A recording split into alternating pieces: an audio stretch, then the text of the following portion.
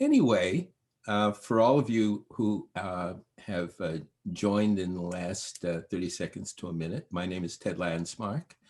I am a director of the Kitty and Michael Dukakis Center for Urban and Regional Policy at Northeastern University here in Boston.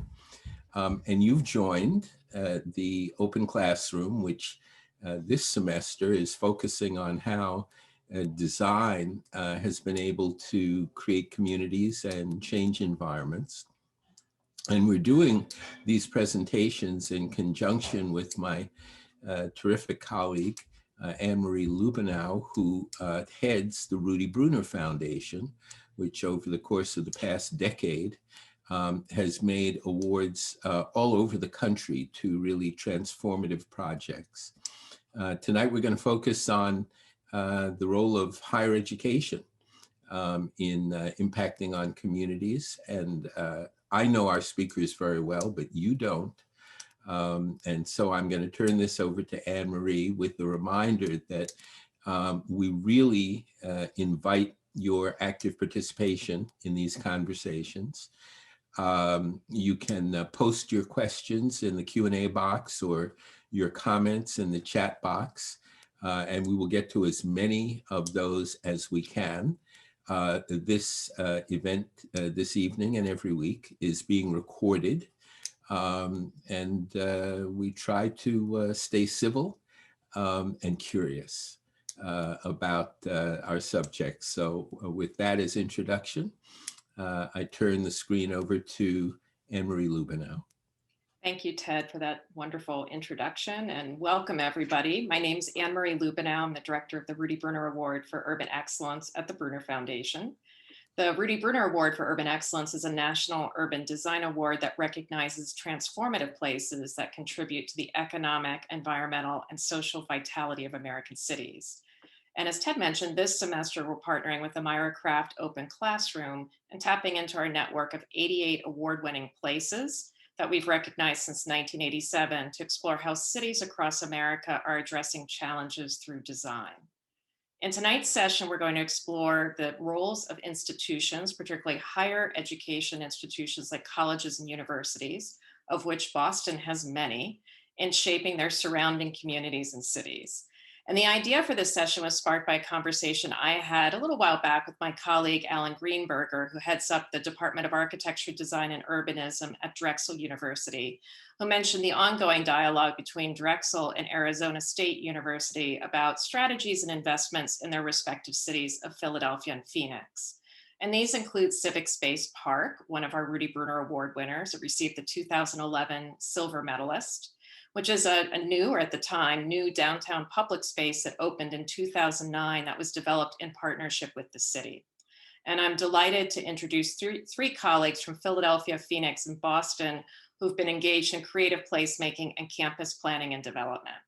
So tonight's presenters include Jason Schupach, who's currently the Dean of the Antoinette Westphal College of Media Arts and Design at Drexel University in Philadelphia. He's an advocate for reimagining civic spaces through placemaking, art, and design. And he's worked in multiple roles within local, state, and federal agencies and institutions, leading programs and initiatives at the intersection of design, creative economies, and communities. And these include serving as the director of the design school at Arizona State University, the director of design for the National Endowment for the Arts, and the director of the creative economy industry for the Commonwealth of Massachusetts. These are just a few of the many roles Jason's had in his career. Stop, you're embarrassing me. And Maria Rosario Jackson is a professor at the Herberger Institute for Design and the Arts at Arizona State University. She focuses on comprehensive community revitalization, systems change, art and culture and communities, and the dynamics of race and ethnicity. Dr. Jackson has worked locally and nationally as an advisor to foundations and government agencies and has led numerous really important projects and initiatives that support and advance equitable creative placemaking practices. And she previously was Director of Culture, Creativity, and Communities program at the Urban Institute. And from Boston, we have Kathy Spiegelman joining us. She's the Vice President and Chief of Campus Planning and Development for Northeastern University. She's responsible for ensuring the effective use of land and buildings on Northeastern's main campus here in Boston, as well as satellite graduate campuses in Charlotte and Seattle and other university facilities in Massachusetts. And previously, Kathy spent more than 25 years at Harvard University leading key planning and development projects there. So tonight we're going to begin with a joint presentation between Jason and Maria, and then we will pivot to a conversation with the two of them and Kathy before turning to audience Q&A. So just as a reminder, please enter any of your questions in the Q&A, and we look forward to an engaging conversation. So now I'm going to turn this over to Jason and Maria. Well, thank you so much. And I'm so incredibly grateful to be here. I think Maria's going to kick us off with a little bit of kind of framing of what we'd like to talk about. And then I'm going to open up some slides and we'll kind of go back and forth. So Maria, do you want to kick us off? You're muted, my friend. The Zoom mute curse. Sure. I started to say hello, everyone. I'm greeting you from Los Angeles, actually. So it's a little earlier than where most of you are. And I'm also very happy and grateful to be with you all this afternoon. Jason and I were going to tag team a bit and talk about the concept of creative placemaking, and that is the integration of arts, culture, and design into comprehensive community development, and how it does and has the potential to operate from the perspective of an anchor institution, a university as an anchor institution. I think we're going to talk a little bit about our experience when we were both in Phoenix, and I continue to be between Los Angeles and Arizona. I think the main point, though, is to complicate the what is often for any anchor institution a fairly simple public story, and create a space where we can have some conversation around topics that sometimes are difficult to discuss. I think we can maybe even dream a little about what anchor institutions might aspire to do, and how current practices might look different were we to frame issues differently. So with that, Jason, I'm going to pass it off to you. Sure, let me share slides. Let me do this is like the public test of your Zoom skills is always incredibly stressful. So let's see, can everybody see that? Yes? Mm-hmm. Great. So as Maria spoke about, there's this frame, an imperfect frame for the role of creative people, designers, and artists in incorporating their skill sets into building comprehensive community development in ways that are equitable, that was called for the last 10 years, creative placemaking. It's a term that's been challenged, rightfully so. But I thought it might be useful to kind of start with some broad framework around how creative people do this work before we kind of get into the role of what the anchor institution is. So very simply, I think it kind of falls into 4 buckets about what creative people do to make places better, I guess, is a simple way to say it. So I think we all know the story of strengthening economic development that creative people do. I promise these are my only slides with lots of words on them because I don't like that. So, we know that they can drive new investments. We know, when things like anchor institutions that are arts institutions open in a place, typically that would drive restaurants and other kinds of things to happen. But, at the moment, it's a little different right now. It's been shown over and over that creative placemaking can seed civic engagement. I think this is one of the critical complications we'd like to talk about as a role of an anchor institution is, what does it mean to help make people a steward of a place? How do you create belonging in a place? What does it mean when an anchor institution is moving real estate wise into a well-established neighborhood? That how do you engage the culture bearers of that neighborhood in a way that's responsible and to do it the right way? I think we should talk about some of that. I think we don't do a very good job at that at anchor institutions a lot of the times, to be honest. I think something that a lot of people think about with creative placemaking is that it can help build resiliency, especially after natural disasters. We know that there's plenty of those happening. We know people that have been connected through arts and design activities, actually, that those communities recover faster. There's research that shows that. And we also know that those kind of activities can create psychosocial relief. I think we've all benefited from creative people. I know my Netflix account has definitely benefited from creative people through this pandemic. And then, of course, creative activities contribute to the quality of life. Who wants to go through life without Beyonce in it? So how does it do it? I think we're going to talk specifically about anchoring, but there are these other ways that it does it. You know, it helps activate neighborhoods when we can gather again. Public spaces can be more attractive and exciting through creative activities. There's the kind of design element. I think fixing is an imperfect term. It implies that a neighborhood is broken. But you know, we do know that creative activities can help to beautify spaces, reimagine the use of spaces. I'm sure you've talked a lot about that in this class. And also, I think something that not a lot of people think about is that, I don't know if there are any fans of like Parks and Recreation on this class, but you know, the public meetings that happen in Park Recreation, a lot of those times they're ridiculous in that TV show. They're probably worse in real life a lot. And we've seen a lot of the use of creative people to make the public engagement process better. I remember before the Flint water crisis, the NEA gave the city of Flint, they were redoing their city plan for the first time in 50 years. They hadn't redone their zoning in 50 years in Flint. And they actually got a grant to have theater artists and dance artists to be residences in neighborhoods and to use theater and dance techniques to collect data for the public planning process. So I think it's something not a lot of people think about. So I think, you know, I'm going to pass it back to Maria to kind of begin to land us in this anchoring conversation. It's really important. We're going to focus mostly on the example of ASU and what it's done in America's 5th largest city and fastest growing city, the city of Phoenix. It's interesting. Philadelphia and Phoenix kind of exchange 5th largest city in the United States and have a lot of interesting things in common and different. But we wanted to start with this ASU Charter, which is a really important statement that ASU makes about the way that it wants to show up. And then we want to talk about how that has happened and what hasn't happened. And so, Maria?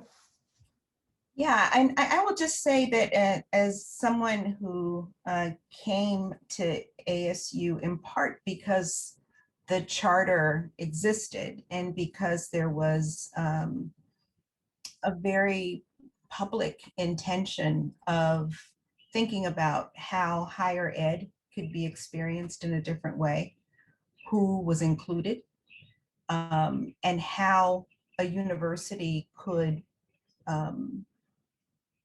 let's say, be a good citizen and have that stewardship, if you will, that Jason mentioned. So the charter, and I'll just read it, is that ASU is a comprehensive public research university measured not by whom it excludes, but by whom it includes and how they succeed, advancing research and discovery of public value and assuming fundamental responsibility for the economic, social, cultural, and overall health of the communities it serves.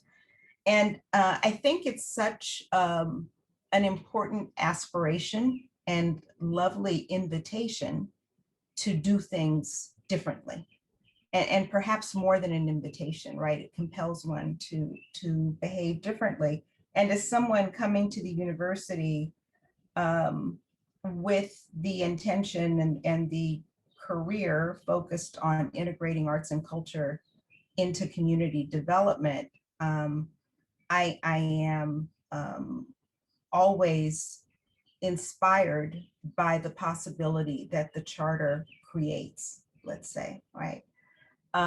There's been a lot of work on anchor institutions for a number of years, and some of the functions of anchor institutions involve purchasing, hiring, workforce development, small business development, community capacity building, products and services commissioning, if you will, or purchasing, and real estate development. And these are some functions that recently there was a report that was commissioned by the Kresge Foundation that is beginning to interrogate the role of anchor institutions and the ways in which they can show up in even more powerful ways that allow us to advance equity, and specifically racial equity.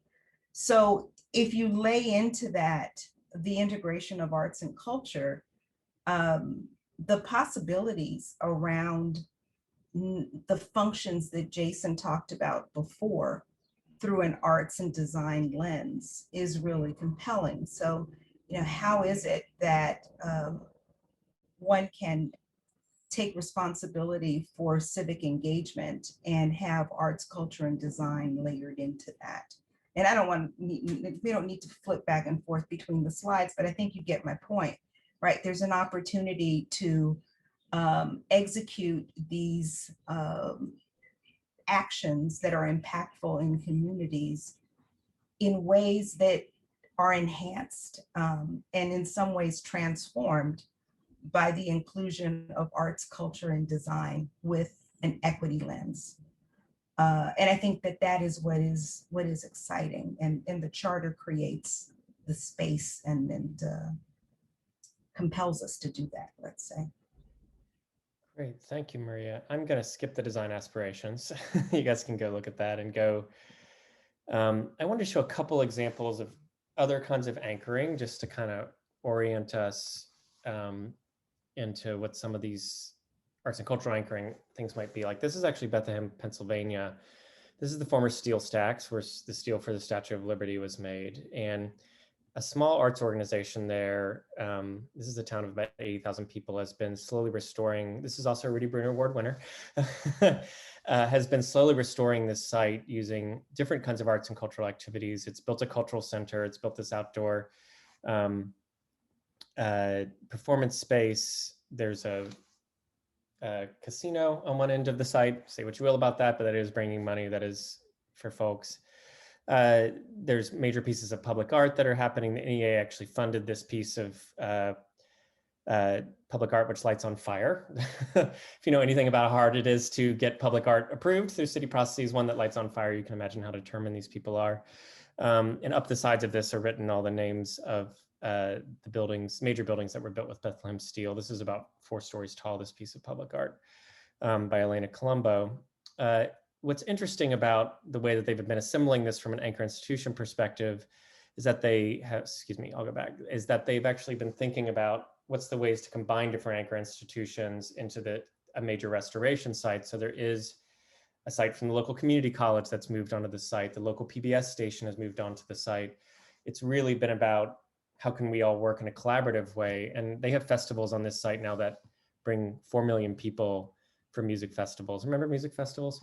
It's so sad. I'm gonna say somebody like, remember eating outside?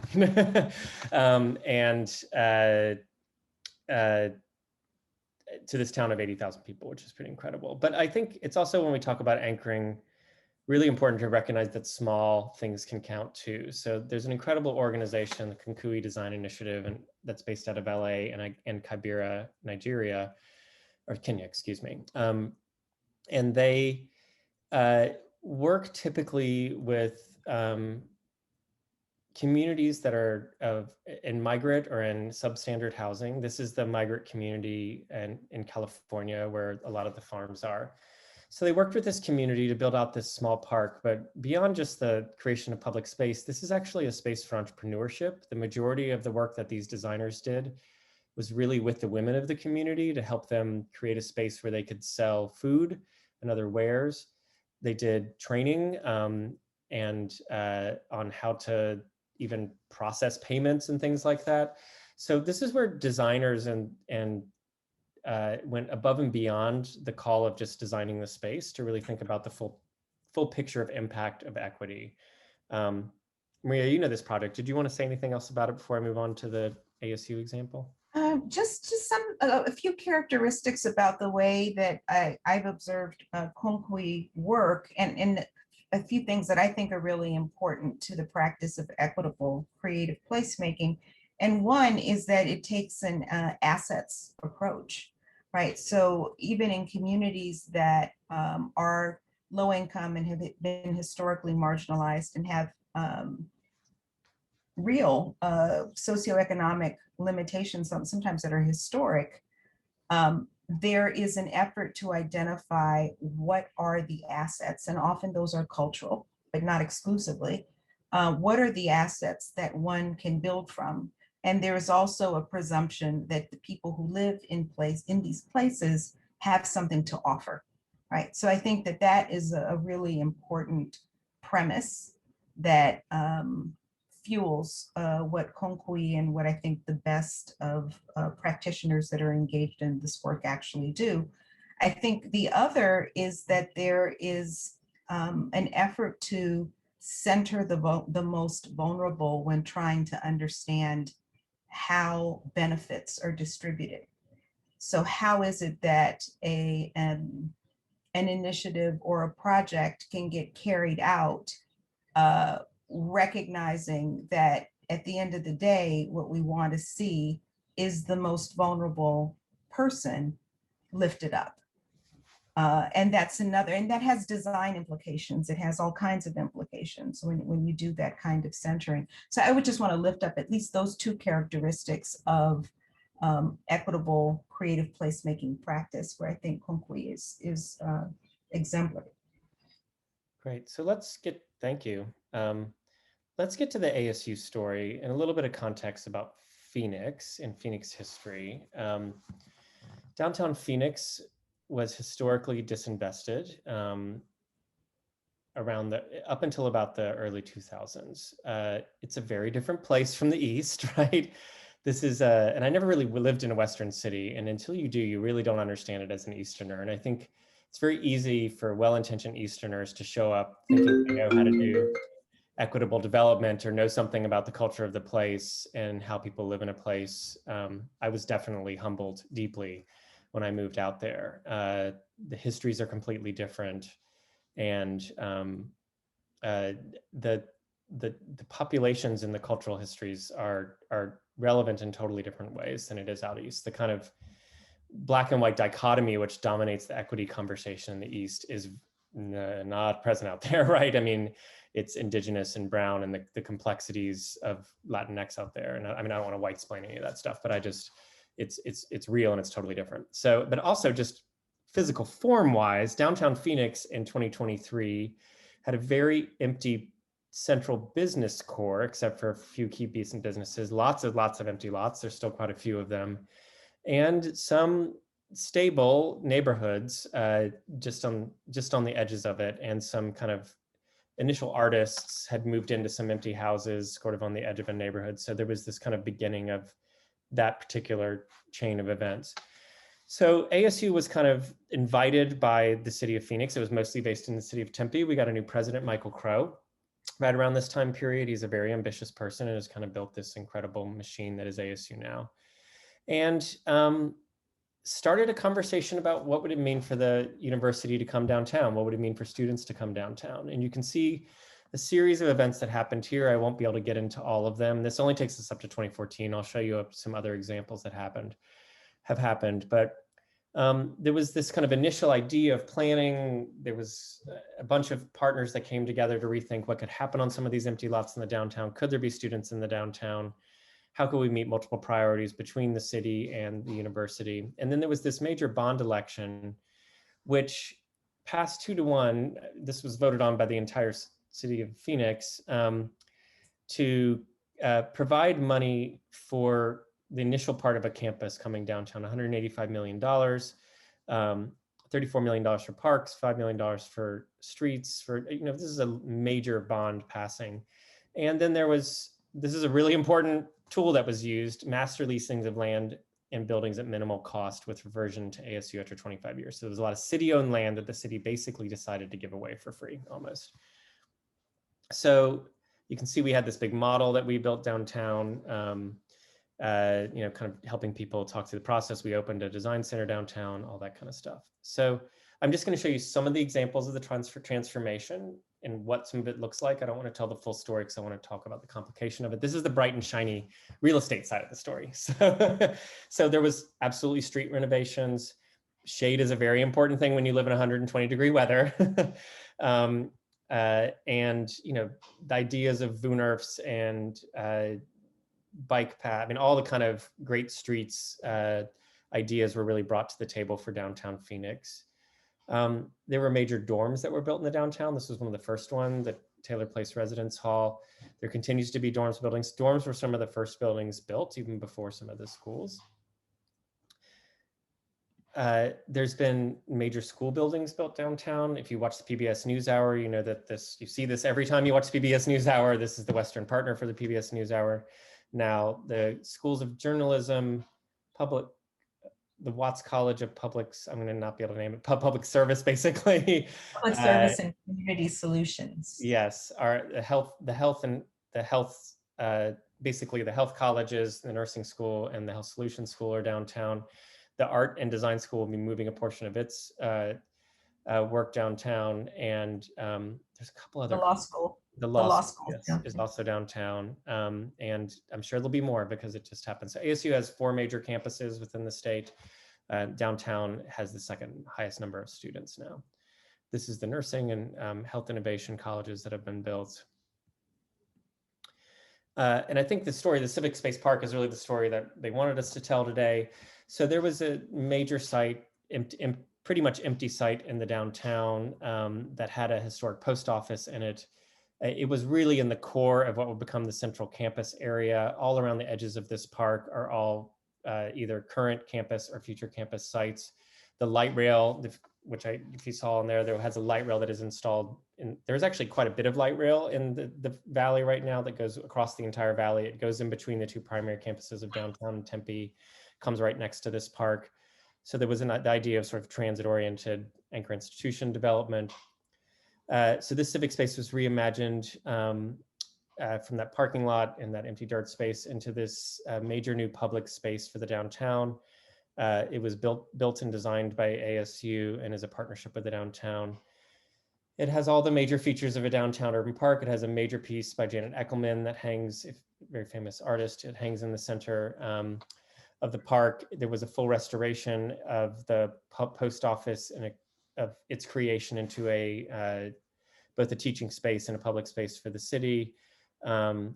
It's highly used by the student population and by the downtown population when it's not a bazillion degrees out, right? So it is important, to understand that park use is somewhat limited in Phoenix according to the kind of weather.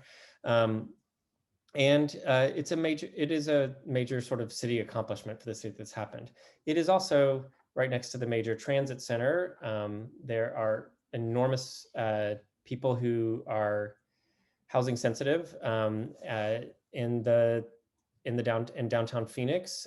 So there's a multitude of layer of issues beyond the pretty pictures that we want to talk about a little bit with this development.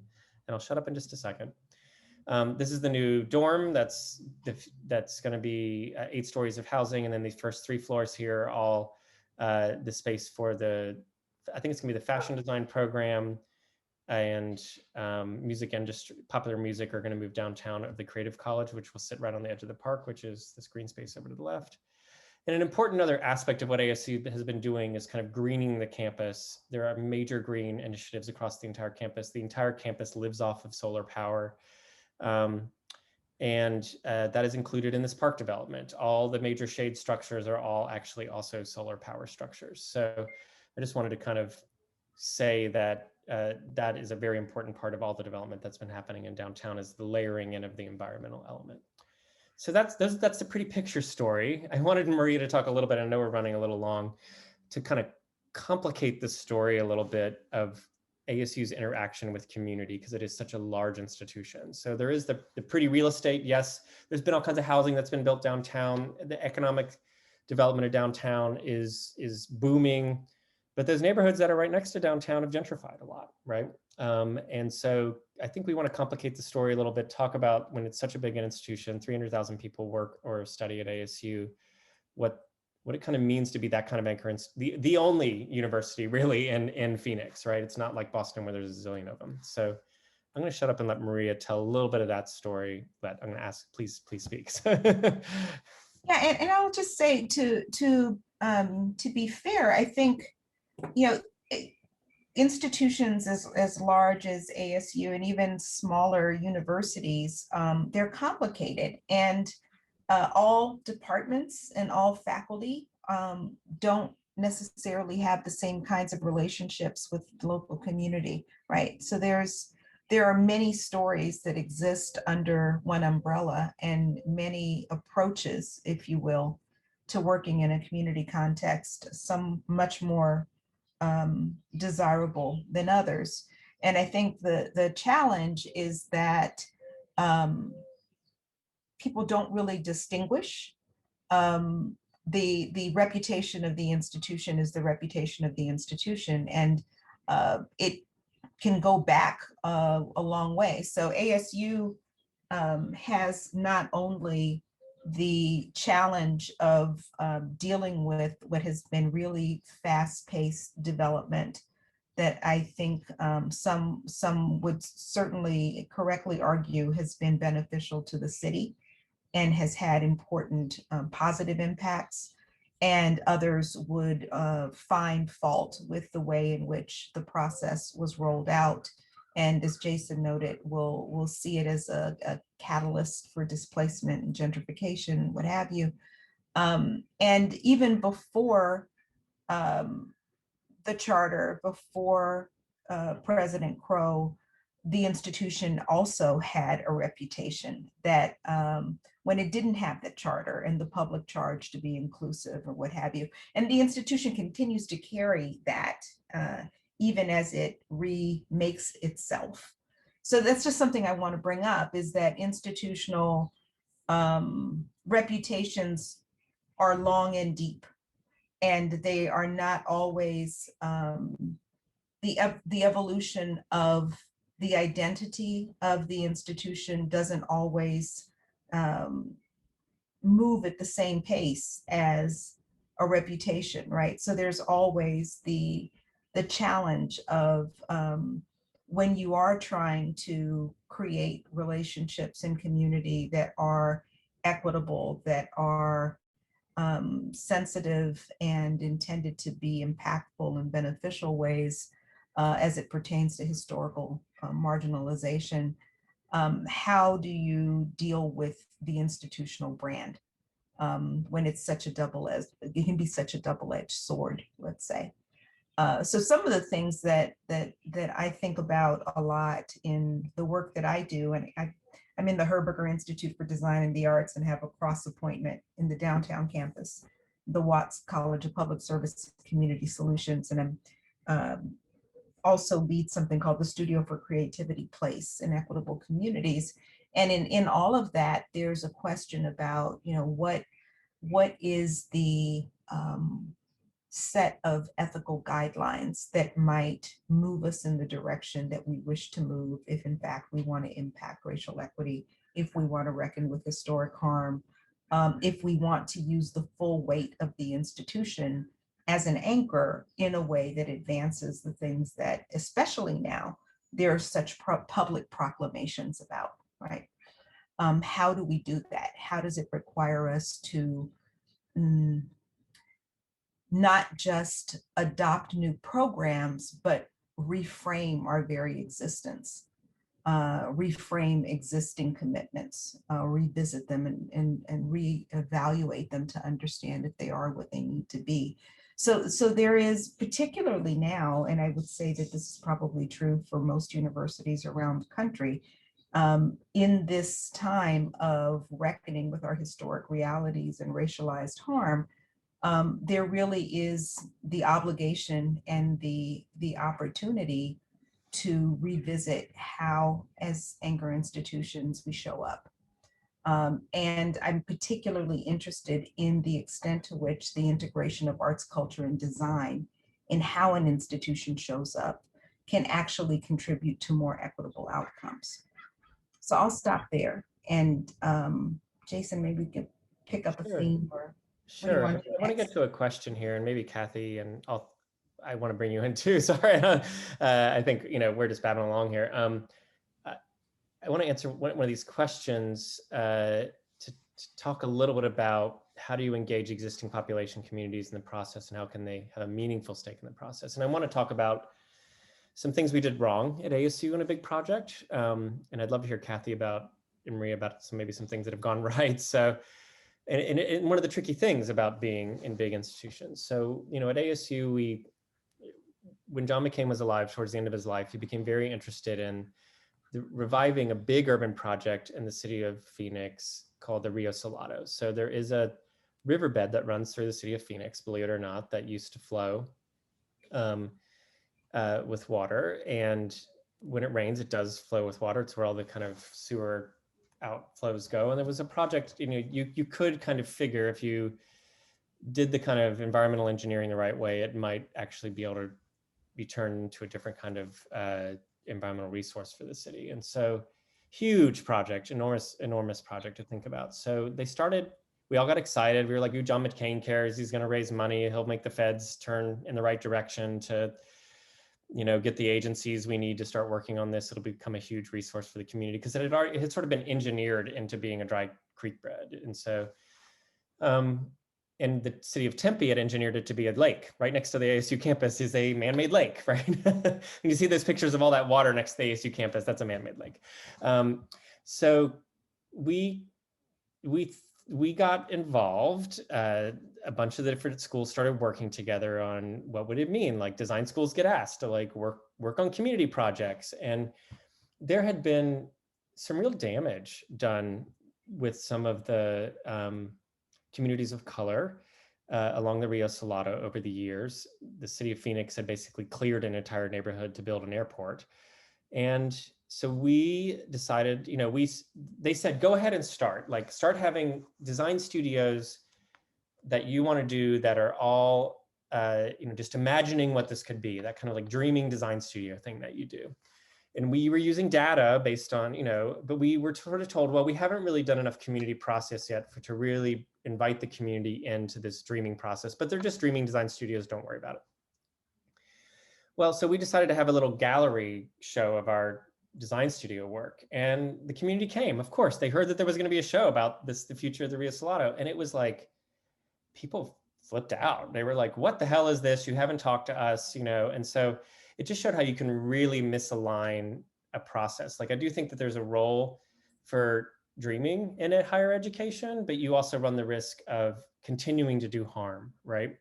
And so when we had to do a lot of backpedaling and rethinking about how we were going to work on that entire project, but it was a really good lesson in, we thought we were just dreaming, but even that process of dreaming was doing some harm. And so I think when you invite the student, when you're an anchor institution that's higher ed and you invite the students into that kind of dreaming process, you do have a responsibility to have some ethical standards by which the way you're going to do that kind of work, which is something that I think a lot of us are trying to unpack in higher ed. So it was a really insightful, and as much as I had done so much work about how to do the work right way and blah, blah, blah, like you can still trip over this stuff. And so, I don't know, Kathy, how would you answer that question about how do you engage the existing populations and communities in process? and before we put Kathy on the spot, sorry, is that no, it's okay. It's fine. She knew that there was always the possibility that that kind of question would be asked. Yeah. When I invited her to be a part of this conversation, I did so with one bit of background that I will disclose, and then a stipulation which included her. And the bit of background is that before Kathy was at Harvard, I was at Harvard and was part of the team that was asked to build a new fossil fuel fired power plant in our medical area, just a few blocks from the Northeastern campus. And it was an interesting project because there'd been a power plant there for like 100 years. And it was old and it needed to be replaced. But it was serving the needs of all of the medical institutions. Harvard Medical School, Beth Israel Hospital, Brigham and Women's. And so it wasn't like you could shut it down for any period of time while you were building a new plant. You would have to build a new plant first. And as everyone knows, the area in the Fenway and around the medical school, around Northeastern, is very crowded. And so it's not like you could just move into the neighborhood and tear down a bunch of houses and move forward with building this plant that was going to be emitting exhaust in and around the community. And there was a convent on Huntington Avenue. And the convent really hadn't been used for an extended period. And so Harvard made the decision to use that site where people would not be displaced in any significant way to build housing and to build that as part of the compensation to the community for then also building a power plant, which could be built before the old one was taken down. And it was one of the first efforts in the city of Boston that I'm aware of that really recognized that an anchor institution can provide a lot of benefit to a community, as well as being perceived as an anchor institution that was taking something away from the community. And the net of it was that not only is there now a much more efficient power plant in the neighborhood, but there are also 760 odd new units of housing, most of which are affordable units, and parking underneath the housing that helps to subsidize the people in the community and new people who wanted to move into the area. So, I have some experience with doing this kind of thing. And one of the things that I always recognize is that when a large anchor institution makes this kind of move, one of the first things that tends to happen is that folks in the community rise up and say, well, look at all the bad things you're about to do. And look at what you're going to take away from us. And there's a flip side of that, which is to say that even before the university does anything, all of our universities, and Northeastern is among them, are providing hundreds of jobs, many of which are going to community people at many different levels.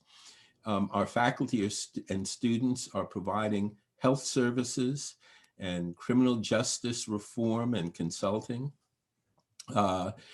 Many of the positive things that happen around Northeastern includes the fact that we've built new parks. Our students keep sports programs alive in the community. We have hundreds of young people from Northeastern who are going out into the neighborhoods and providing mentoring and tutoring and a range of other positive activities. And so there's a strong tendency to say, oh yeah, well, we'll take all of that good stuff for granted, but what we really want to talk about is how you're gentrifying the neighborhood. And there's always a balance that is struck that really does demand that both sides of that equation look at what the potential benefits would be, as well as looking at what the potential detriments might be. And the other thing I'll say before Kathy starts is that I specifically stipulated with her that we were not going to focus on Northeastern and its development plans, not because we shouldn't be talking about them, but rather because they're evolving. They're under discussion. They're part of a larger planning process that also involves people who are involving. There's going to be a new mayor within a year. We have new academic leadership in many of our departments. We have a new provost. And so there is an evolution that's going on that is in fact being informed by conversations such as this. And rather than trying to put any one particular person on the spot to say, well, we're going to do this or we're going to do that, frankly, that seems a little premature to me. There is planning going on, and she may want to talk about that. But I would also ask her to address the experience that she had at Harvard which did a lot of planning and continues to do a lot of planning in Boston and Cambridge and elsewhere, that involves community impacts and how one goes about assessing the balancing of those impacts in terms of the good and the potentially not so good that can happen in a community. So with that, Kathy, you're on. So I'm not going to take up too much time because I think you gave me so much that I could talk about and am interested in, including, I wish I had the sun that would let us run our whole campus on solar power the way you can in Phoenix. And I wish, like a public university, we had a partnership with the municipality that we could get together and actually do something that the city would want to bond and see. But we have the kind of history, Maria, that I think you were talking about. This is true at Harvard. It's true at Northeastern. And you can't shake that, even when you're trying to do a park in the neighborhood, even when you're trying to stimulate economic development programming, which is one of the things that we're trying to do now with the development project that Ted says I shouldn't talk about. You can't ignore a power imbalance. You can't ignore the fact that even though Ted's absolutely right, there are amazing things going on across Northeastern, even more visible than they were at Harvard, because Northeastern has a co-op program, believes in service learning, is a university in the middle of the city and has been forever, and really has not, it's not about expanding its real estate holdings tremendously, because it was a commuter school and there were parking lots, and the development of the parking lots gave a lot of opportunity to accommodate growth. But the number of students living in the community, in a community that is dealing with serious problems about the cost of housing. The idea, probably both the early stages of doing, most of the planning I did at Harvard was about the campus expansion in Allston. And I actually still teach. I do envy both of you as being on the faculty as opposed to representing the administration of the institution, which is more frequently what I do. But I teach the planning students in a community engagement course at Harvard, the master's students. And I learn something every semester that I teach it. And I bring the experience of some very basic things that I think both of you talked about, which is understanding and caring about the strengths in the community, as well as understanding and bringing to bear the strengths from the anchor institution. And the magic is when those things can come together in ways that support the mission of the institution, which is very important. I mean, Northeastern in particular is very dependent on tuition, as opposed to endowments, which was more the case at Harvard. So that money that those students are paying to come to Northeastern, it's really important to think about dedicating that to their education. But part of their education is that they come to an anchor institution that's in the middle of the city, that's surrounded by communities that have a lot to teach them, as well as things that they can bring into the community. And I think, Maria, I certainly, I've been at Northeastern for 8 or 9 years. And I would say in the past year, what has happened in the community and the world around us has definitely made us think about reframing much of what we do. And, you know, the past year I spent pretty much devoted to what does it mean to keep the campus open, which has been very important for surrounding businesses. Our testing, virus testing, COVID testing program has been extremely important to the safety that we present in our community. But we can't expect our neighbors to say that's enough, because they still have tremendous needs. And although we're not going to be the source of providing for everybody's needs, we're not going to take care of the housing problem in the city of Boston. We're not going to be able to give everybody jobs, but we can be measured by things like procurement, things like employment, things like giving people access to what can help them improve their situation in life. And, you know, I think too often it's almost sort of a benign neglect. You know, people in the institution thinking, I didn't do anything to hurt anybody. I didn't, but acknowledging that we are members of the community. And of course, for Northeastern, the fact that we have global campuses now, we have campuses in other locations.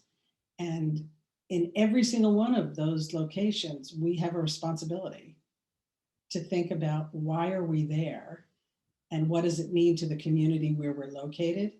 And unless we can do a good job of that and learn about it here in Boston, where we've been for a very long period of time, and we have a much bigger residential and research campus, we're shortchanging where we're going, and we're shortchanging what we're doing. And so, and I do think the faculty is a part of it. I think the thing about arts and culture that's so, and design that's so significant is that we all experience it, and it speaks to people. Not everybody has the same frame of reference for, you know, we each have a culture that's based on where we came from, what our life experiences are. But if we can share those with each other, then I think it's a dialogue and a conversation that goes beyond, it's a big institution, it moves very slowly, it's not doing enough. And so for me, a lot of those small ways of connecting and respecting are what you have to do, what I have to do every day, and my team does every day in our work. You know, I mean, Harvard and Alston is a slightly different story. Alston is a different community than Roxbury and Fenway communities are. And that's the other thing. Not every institution is the same, and certainly not every community and neighborhood is the same. And so you know, you can read books. I can try and teach my students what it takes to ethically and responsibly do a planning process that involves community engagement, but every community is different. And unless you take the time to understand that, you're likely to, with very good intentions, to not do something that's meaningful in people's lives, that does the kind of transformation that you both are talking about, which I think is, you know, for me, it's why my career has been working in higher education, because I think the opportunities are so enormous, particularly in cities, which I still believe, unlike a lot of people who are saying their demise, that bringing people together and sharing the kinds of experiences that happen in cities is not going away. And for institutions of higher education to be a part of that, both the good and the bad. It's not always going to be, you know, I have no belief that I'm going to change what has preceded over 100 years. But I do believe that we can, by the way that we work and the way that we work with each other, you can start to make differences. To me, it's as important to make a difference inside the institution as to make a difference outside the institution. Let me. I'll stop there because I know people might want to ask the speakers. Yeah, and we have a bunch of questions, and I see Maria has a hand up, but let me also ask if in thinking about Phoenix and Philadelphia and Boston, very different kinds of cities, what are the solutions that that folks have come up with? And I recognize that the first solution is to approach communities ethically and to listen and to understand what the impacts might be. I mean, that's a start. At the same time, it's clear that something is going to happen. Whether it was Columbia University in New York or Drexel or Penn or Harvard or whatever, something is going to happen. And that at some level, whatever it is that happens is going to have an impact on the community.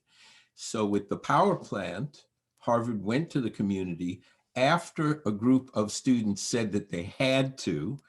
They didn't start with the premise that they were, going to be magnanimous. The students basically said, this is not right. They went to the administrators, they went to the community, and they provided strong encouragement for the university to talk to the community. And when the university did, the community responded by saying, okay, we feel bad for you that you have to build this power plant next door across the street. You've got to give us something in return for this, because we don't want to see the medical institutions collapse when the power stops, right? And so Harvard said, well, what do you want? And the community said housing. And so they were able to work something out so that there was a big quid pro quo that was developed as a result. So after you start to have the ethical conversation, what then are the benefits that end up being provided? I know what happens in commercial real estate, where the benefits may include new parks, new programming, support for community-based organizations. I mean, nobody can build anything commercial in Boston without doing that and then providing job training and money into a fund to build affordable housing. But in your developments and the ones you've dealt with, what in fact were the trade-offs, and how did the community benefit from the institution's need to move forward with its plans? If I could just, I think, speak to that, Ted, in a moment, but actually riff off of something that Kathy said, which is, the small things, right? And too often, the potential impact of small things gets diminished or not clearly seen. And there is something about working earnestly without necessarily having the big shiny sign that says it's a university thing, and actually providing benefit quietly that does important work and helps to build relationships and trust. And sometimes it's hard for institutions to hold back the public facing opportunity, right? Not capitalize on the public facing opportunity, but sometimes that's precisely what has to happen in order for the trust to be rebuilt, in order for there to be a viable working relationship where, Ted, you can get into real conversations about what could benefit look like with the engagement of residents and drawing from the wisdom that they have through lived experience about what would actually benefit them, right? So these things are connected. And I think it's important to recognize that. But a lot of times, the norms of the institution actually militate against those kinds of relationships, and ultimately that kind of partnership or agreement happening. And things that are really simple, like the semester system. Yeah, I taught a class where there was heavy community input. And one of the challenges was that by necessity, the syllabus couldn't be a fait accompli. It had to be something that was open and rolling and responsive.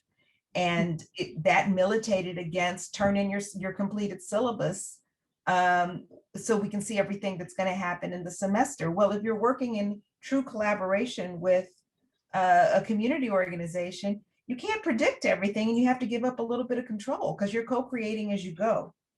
And also the work may not align with the semester calendar. So there are these there are these things that seem not important that actually can, over time, create important obstacles to the institution playing the optimal role, let's say. So I'm very interested in tinkering with that. You know, how do you create other kinds of higher ed experiences that create opportunities for students to learn in a different way, and for relationships between town and gown to actually be quite different, to recognize the power imbalances, the historic precedents, and to forge a path together, but without all of the limitations that typically come without questioning. So I'll say that. I think Northeastern's co-op program has been the source of tremendous value in that direction. And it's changed over time. Originally, it was so students in the local community who couldn't afford to go to a four-year college could work their way through. And now it's become something very different. And I think there's a real interest now at the institution to try and get it to be not just you get a co-op in a business where you might learn something and get a job, but you might get a co-op right in the neighborhood, and the university might sponsor you so that you're actually doing your work in the community. There's some wonderful examples actually out of the Equity Center at the University of Virginia. And I'm on their advisory board, but they are actually looking at reparations for families in Charlottesville with long roots who helped build the university, African-American families that helped build the university that had been excluded from the benefits of both their labor and this public institution. And there's some really interesting work that I would point people to take a look there. And you know, that's a specific set of circumstances in the South, in a particular institution that has a relationship to African-American populations and slavery and all of that, right? So it's I won't say unique, but it is specific. And there are other kinds of historical realities that we have to reckon with. I mean, in Arizona, it's about indigenous lands. Yeah. So yeah. I'll bounce. And we're, I mean, the project that we're working in Boston is on a former urban renewal parcel. So it's got all of that. The one thing I just want to add, I'm sorry, Jason, longevity. So that long history that stretches back for most anchor institutions, higher education universities, it also stretches forward into the future. And so there's opportunity there, unlike a real estate developer that's sort of working with the markets and figuring out how long somebody else's money is going to be in a project or whatever. Institutions, most of them are not going away in terms of, I'm going to pick up and go someplace else because I don't like what's happening here. And so that, I think, is a tremendous opportunity for shared values and sort of doing the right thing, even if it takes a while, even if it's a slog. Yeah, I wanted to give a couple examples of what works, just to address Ted's question. So I think, you know, it does depend on the university and the circumstances and the place, of course. But I saw at ASU, one of the things that really worked was the access mission, right? I mean, it's this incredible machine, but it's really inexpensive to go to. And, you know, that university made the decision to lose over $200 million a year on its undergraduate programs so that people can come there. It cross-subsidizes it in all crazy ways. And you can afford to go there, right? And B students can get into that school, and the population that is moving through that school, you know, we know the number one determinant of moving up financially in life is getting a baccalaureate degree, just period. If you can get one, it helps. And so that access mission is a huge community benefit, and it works, right? That place works in that way. I also saw both at ASU and at Drexel, we're actually building one right now. There are schools that are, you know, K through 12 schools that are run by the university, right? You know, Drexel is right next to a neighborhood that has all the kind of indicators that show that we have not been succeeding with equity in America, let's just say that. And you know, we have made the decision to take, there's all these private development of land that is cross-subsidizing Drexel's financial stability and our expansion. we were in deep conversations with the neighborhoods about their needs. They really wanted a new middle school. So we're building a new middle school. It's actually right behind my school that's going to be opening, that the college, we'll all be working with the community. We also, and I think this is relatively unique to Drexel for a small private expensive school, very different, access wise. We have something called the Dornsife Center, which is a center that works incredibly closely with the neighborhood Mantua right next to our university, and runs all kinds of programs, pipeline programs for the neighborhood youths to be able to enter the university, all kinds of other resources. Our art and design college runs an enormous amount of dance and music programs there that our faculty work on. We hire faculty to do that kind of work who know how to do that kind of work.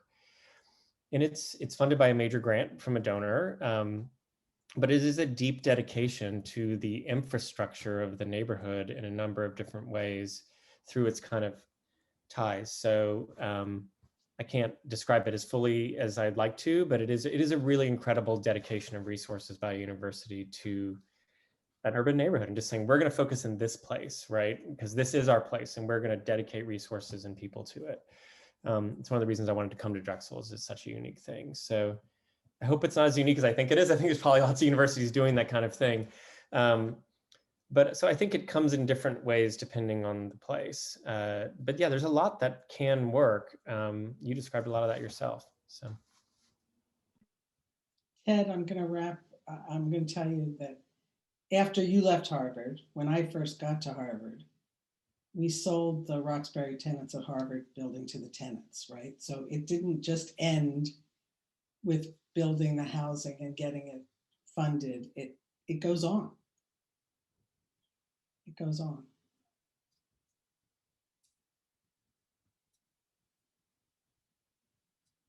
We have a number of interesting questions that have come in, and only a few minutes left, but for Kathy, could you talk about the ways that Northeastern has recently engaged the community in planning processes?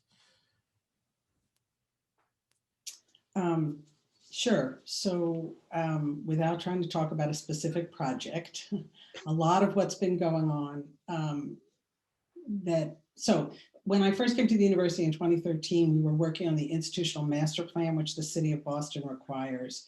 And I would say really the only community engagement was with the city appointed task force, which does have representation from different neighborhoods, but really all the action was at the task force, and then at the time, the BRA, the BPDA agency.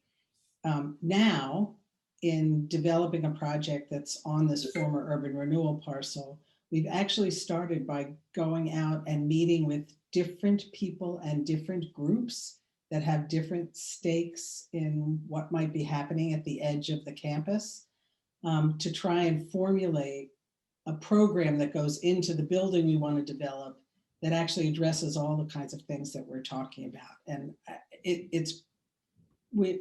we sort of started out by wanting to know everything that people who are working hard to do things in the neighborhood had an interest in or a need for.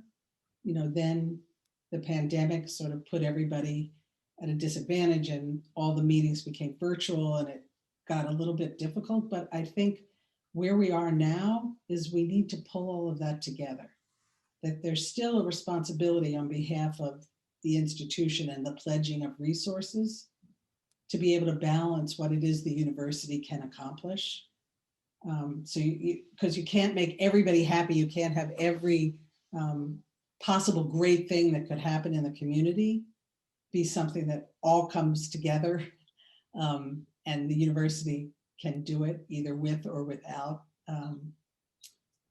pride and publicity in what they're doing.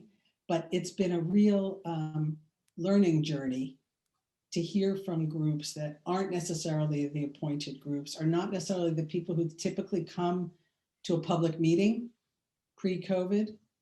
I think one of the things we've learned with all of this Zooming is you can actually reach people. Now, there's some people you can't reach because they don't have the technology or the comfort to Zoom, but there's a lot of people who would not be able to take the time or be interested in attending a meeting where they have to speak or not speak, who are actually can come to a Zoom meeting and either enter something in the chat or follow up with you afterwards.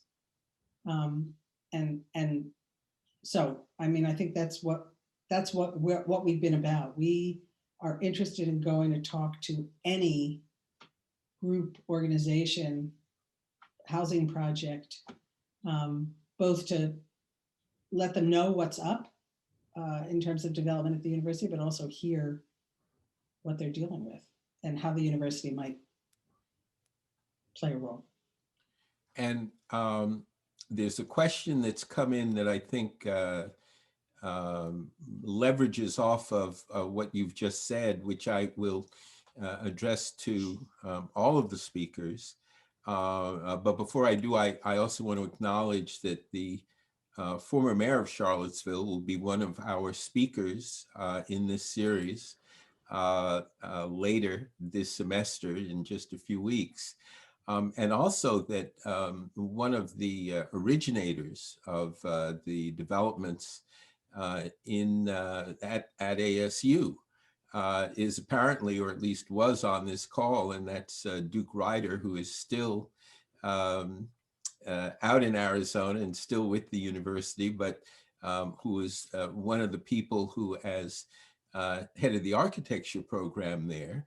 Yeah, he was the former director of the design school, and I totally forgot to thank him and acknowledge him for the slides. So thank you for doing it. I got hyper and forgot. I'm sorry, Duke. I love you. And he gave me those slides, and I totally forgot to acknowledge him. Forgive me. Well, that's okay. He has now been acknowledged, and I don't know if he wants to add anything to this conversation. We're trying to get him for one of our future conversations as well. But the question that goes to all of you is that universities are places of research and innovation, and they're in communities that are often communities that have great needs. So the question is, are there any innovations that the institutions can implement that could be used to leapfrog the status quo when the status quo is broken? As we've discovered, for example, that a lot of the status quo is really badly broken just as a result of what we've seen through COVID. How does the university as a smart machine share its resource with communities in ways that transcend the kind of slow, incremental, and not always successful patterns of bringing about racial and social change?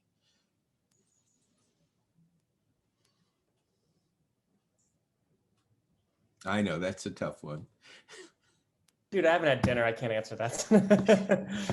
Yeah, the question of leapfrog is interesting, because one of the things that I often have to remind people about is that some of this work is just not add water and stir work, right? Some of it is about rebuilding trust. It's about community relationships. And I would be eager to understand what are the most effective ways to move in that direction. But I'm not sure that I would want to use the concept of leapfrogging, because I think you can't skip. You can't skip on stuff like that. There may be other things that can be accelerated, that can be worked around, let's say. And I think maybe some of the innovations have to do with reimagining bureaucratic systems that can be exclusionary, even if they're not intended to be exclusionary, right? So, and I'm not thinking about ASU so much, but with other institutions that I'm involved with, and this probably applies to universities as well, even like the procurement processes, the kinds of systems that are set up are already favoring businesses that have the wherewithal to engage in those systems. So, you know, am involved with an organization where the suggestion was to work potentially with smaller businesses as sources for different things that the organization needs. And the person who for many, many years and was very proud of this system he had built for procurement, almost went into apoplexy because I was messing with that. But the need to unsettle some of the things that we've come to rely on that are exclusionary by the very nature of how they're structured. I think there's opportunity for innovation in that space, right? And I don't know if that's leapfrogging, but it's certainly an opportunity for innovation. I sort of agree with Maria. I think leapfrogging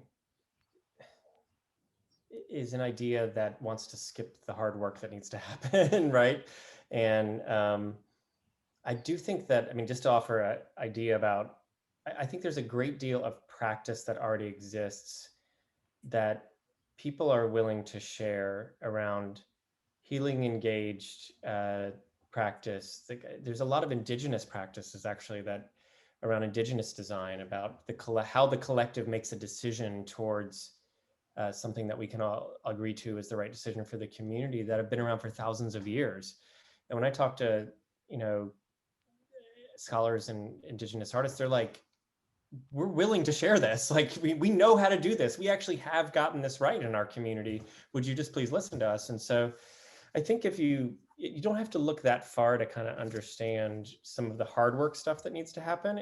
You have to create the willingness, the space, and the trust to do the hard work, as opposed to just trying to leapfrog over the hard work. I mean, I don't think like there's going to be a technological innovation that's going to solve racism. Do you know what I mean?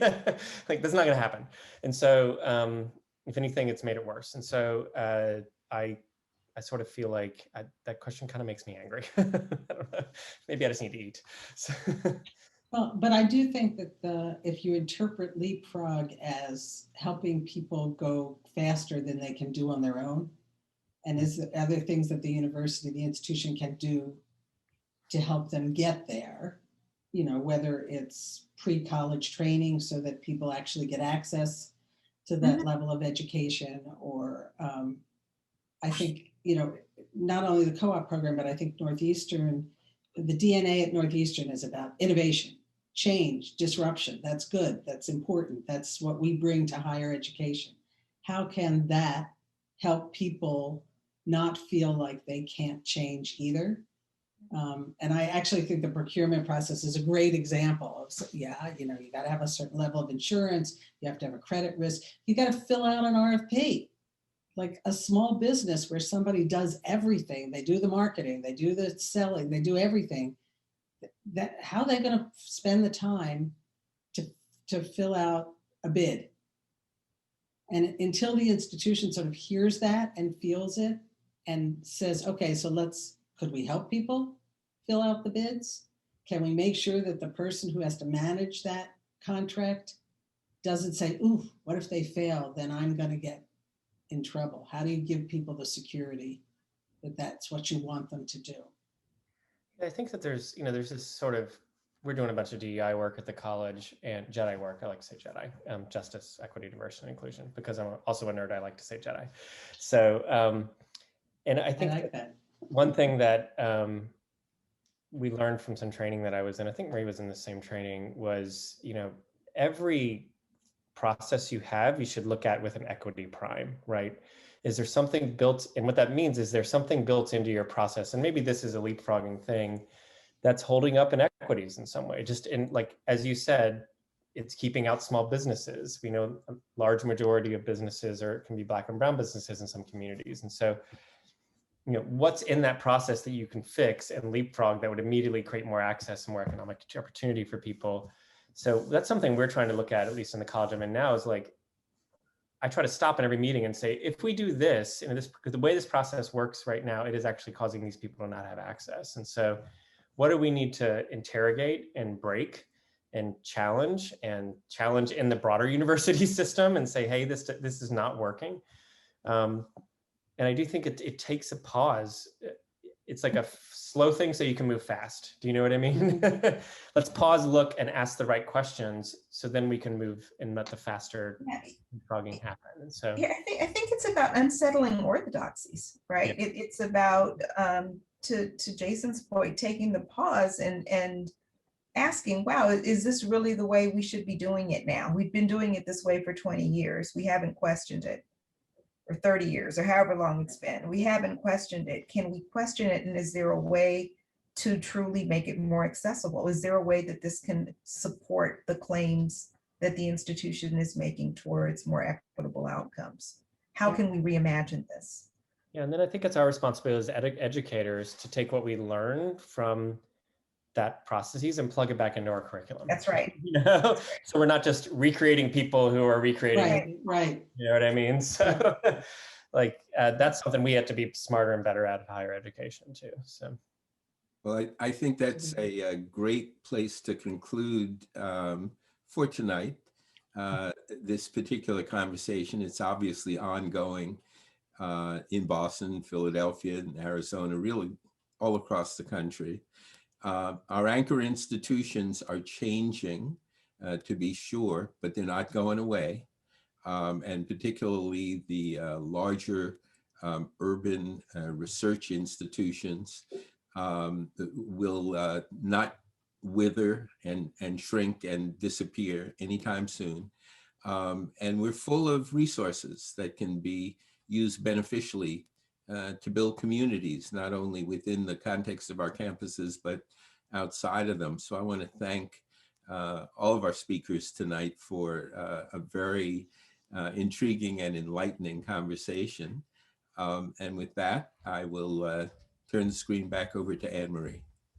Thanks, Ted. And that was very intriguing and provoking as well. And I think actually something too that Jason mentioned is that, you know, a great deal of information, experience, resources about practices exist. And I think one of the things we need to remind ourselves is it's not exclusive to any one frame of anchor institutions, but these experiences and lessons exist throughout many different projects. So just thinking about the story of Crosstown Concourse in Memphis, which we heard about, and work they did to open up contracts as part of the development of the building to smaller contractors. So again, this is one of the fascinating things about the series, or how these threads connect. So thank you, Jason, Maria, and Kathy for this evening. Just to remind everybody, this session has been recorded. The recording will be available usually in a few days or about a week on both the Myra Kraft website and our Rudy Bruner Award website. We also try to link to resources like the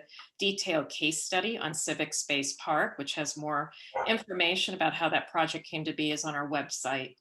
Next week, we're going to travel to Greenville, South Carolina, and visit with Mayor Knox White and Mary Duckett, who's the president of a local neighborhood organization, and hear about how the development of that park, Falls Park on the Reedy, our 2015 Silver Medalist, prompted dialogue about equity and thinking about the development of Greenville's next park and the role of green infrastructure in connecting communities. So thank you everybody for joining us this evening, and we hope you'll be back next week. Thank you. And have a good night.